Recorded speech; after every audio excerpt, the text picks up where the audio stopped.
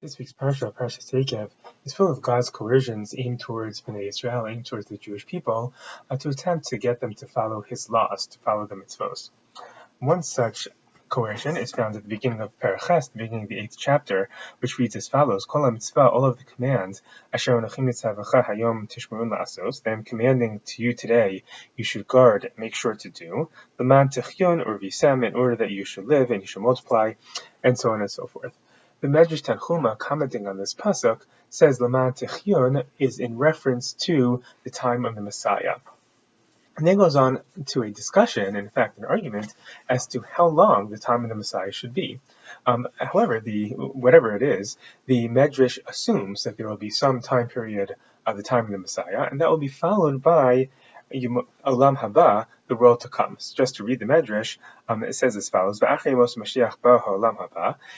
the time of the Messiah will come, the world to come. At that time, God will demonstrate His honor and He will show His strength. And at that time, the Jews will see God in all of His glory. Shneamar brings a pasuk in Yeshayahu, because with your eyes you will see Hashem's return to Zion. However, how do we understand then this time period of Yemos HaMashiach? What does it represent? What are its goals? Perhaps we can get an understanding of this time period by looking at the different opinions as to how long this time period is supposed to last. So let's take a look at different opinions in the Medrash and the rationale given for each opinion. So V'cham Yemos HaMashiach. So the Medrash asks the question: how long is the days of the Messiah? Rabbi Kiva Omer 40 shana.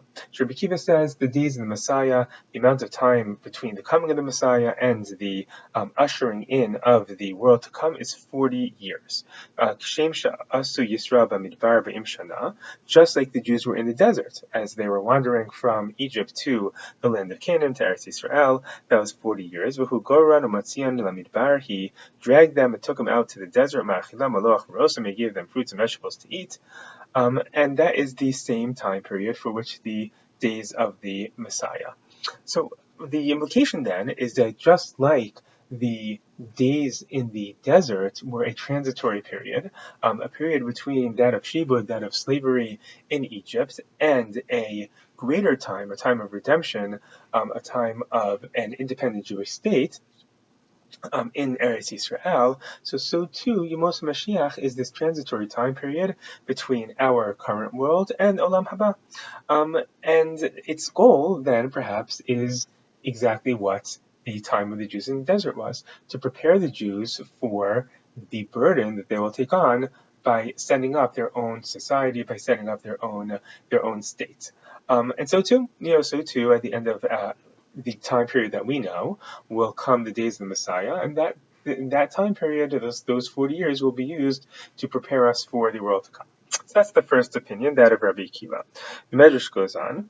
Rabbi Lezer Omer 100 shana. Rabbi Lezer says 100 years. Okay. Rabbi Rechia b'shem Rabbi Dosa Omer 600 shana. Rabbi Rechia says 600 years. Shneamar kimei ha'etz yimei ami. And because it says in Yeshayahu that the days of a tree are like the days of my nation. The Eitz Yosef comments on this. It says it's referring to a sycamore tree which can live for 600 years. And so the time of the Messiah is compared to the lifetime of a tree. Okay, so what happens during the lifetime of a tree? So presumably the tree is planted, it's relatively small, doesn't really, not really good for much, and eventually it starts to grow. Sycamores can grow to be very tall, they can grow to be very thick. They have a lot of leaves. The leaves, the bark, the wood can be used for all sorts of things. And so too, the days of the Messiah will be this growing period, during which the Jews at the end of the world as we know it, coming into the Messianic period, will be perhaps small, perhaps not quite as influential in the world as we would hope, and that stature of the Jewish people will grow. That will last for 600 years until the coming of Olam Haba, till the time of the world to come. That's the opinion of Rabbi Yachia in the name of Reb Dosa. Rebbe Omer Arba Me'el Shana. So Rebbe says not 600 years, but 400 years. Shneamar, as it says, Kimeitzeis Chameres Mitzrayim Ar Enu Niflos. Just like the days when you left Egypt, I will show you, I will demonstrate to you wonders. Ma b'Mitzrayim Arba Me'el Shana. Just like the Jews were in Egypt for 400 years. Af Yemos Mashiach Arba Me'el Shana. So too, the time period of the Messiah will last for 400 years. So this is a little bit more difficult. We never think of the time of the Messiah as one of slavery, as one of subjugation, in parallel to the time the Jews spent in Egypt. Perhaps though, what it means is that though it is true that the Jews' time in Egypt was certainly one of torture, one of slavery, one in which their children were ripped out of their arms and thrown into the Nile River, but it was also a time of purification. It was a time where Jews were tested. It's a time where those who were strong survived, and those who remained eventually left and were able to attain redemption. So too, perhaps the time of the Messiah. Whether it will be torturous, whether it will be difficult or not, it's hard to imagine that picture in line with what we believe is the time of the Messiah. But perhaps it will also, as the time in Egypt, will be a time of purification, where Jews will undergo purifying of their souls, a purifying of their society, a purifying of their culture, such that they will be ready for the upcoming Olam Haba. Moving onwards in the Medrash, the Reb Eliezer Omer Elef Shana. So Reb Eliezer says that the time of the Messiah will be 1,000 years. Shneamar Yom Nakam B'Livi Ushnai Gulai Ba.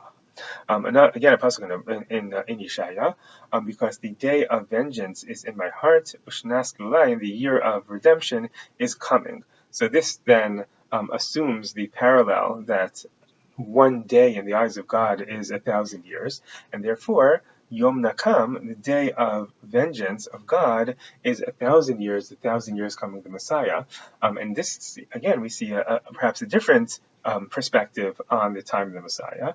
It's not just a time period in terms of what will happen to the Jewish people, but also a time of God's vengeance on those who have not followed His word, or who have been the enemies of the Jewish people, however we might understand that. Finally, the last opinion is Rabbi Abahu, who says Shivas Alafim Shana, that the time of the Messiah will be 7,000 years, and this is in parallel to Yimei Hamishta Shivas Yamim, just like when a couple get married, so they spend 7 days of Yimei Hamishta, 7 days of I would say not 7 days of partying, but 7 days of rejoicing with each other.